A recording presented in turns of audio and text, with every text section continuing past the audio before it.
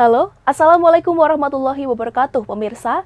Berita edisi Kamis 29 Agustus 2024 hadir pada hari ini. Bersama saya Amanda Tabira, inilah berita Tapal Kuda selengkapnya.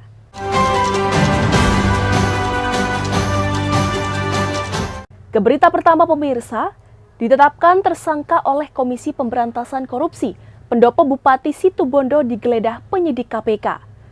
Proses penggeledahan rumah dinas Bupati berlangsung sekitar 2 jam.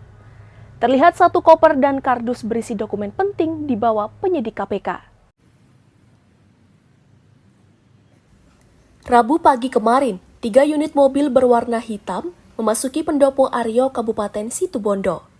Terlihat beberapa orang memakai rompi KPK memasuki rumah dinas Bupati Situbondo karena Suswandi.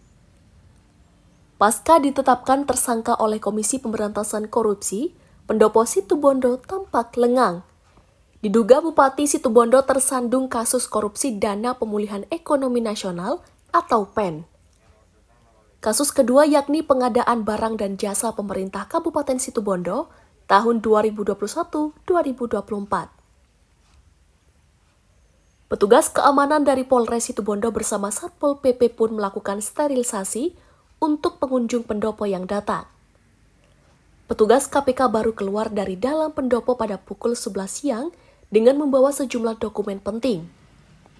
3 mobil pun keluar meninggalkan pendopo Bupati dengan kawalan anggota polisi bersenjata.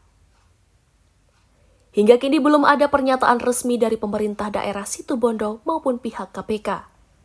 Andi Nurholis, CTV.